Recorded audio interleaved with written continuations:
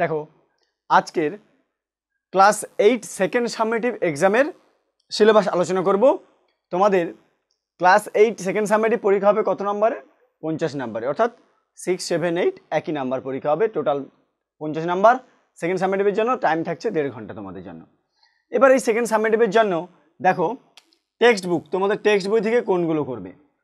Text বই থেকে যেগুলো করবে 4, 5, 6, 7, 8, বুঝতে পারলে? 4 নম্বর লেসন, 5 নম্বর, 6 নম্বর, 7 নম্বর, 8 নম্বর লেসন। আবার কোনো কোনো স্কুলে আবার কি হয়, 4টা হয়ে গেছে, ওটা বাদ হয়ে শুধুমাত্র 5, 6, 7, 8 এটা পরীক্ষা হবে, বুঝতে পারলে? এবারে এই 5, 6, 7, 8-এর মধ্যে টেক্সচুয়াল যে প্রশ্নগুলো আছে, তার যে গ্রামারগুলো আছে, সেগুলো তোমরা করে ফেলবে রাইটিং সমেত, ঠিক আছে? আনসিন প্যাসেজ একটা দেওয়া থাকবে, আনসিন থেকে উত্তর করতে হবে, সেটা ট্রু ফলসও থাকতে পারে।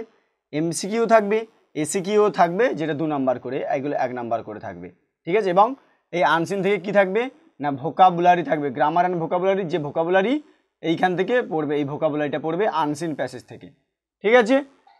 এবার গ্রামার পার্টে কি কি থাকছে? ন্যারেশন চেঞ্জ, এবারে পরীক্ষা তোমাদের পড়ে ভালো করে করবে ন্যারেশন চেঞ্জ। আর কি ইনফিনিটিভ, ফ্রেজ এবং ক্লচ পড়বে।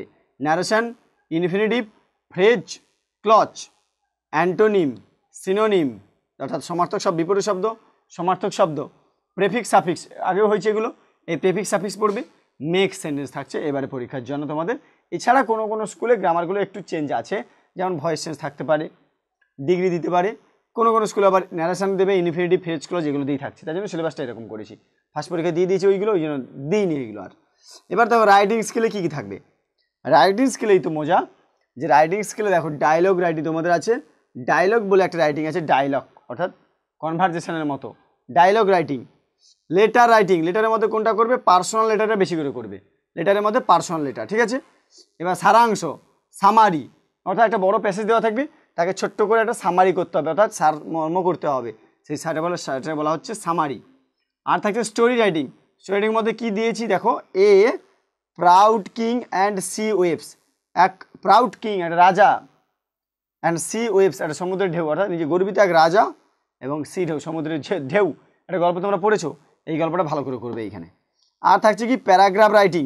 প্যারাগ্রাফ রাইটিংয়ের মধ্যে করবে your feeling in obeying order of an unkind master, এইটা প্যারাগ্রাফটা ভালো করে করবে। Your feeling in obeying order of an unkind master. তাহলে এই করে topic dialogue, letter, summary, story, আর থাকছে প্যারাগ্রাফ রাইটিং।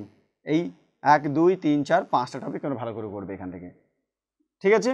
গ্রামারের মধ্যে এই টপিকগুলো করলে আনসিন প্যাসেজ দেওয়া থাকবে, সেখান থেকে প্রশ্ন উত্তর করবে।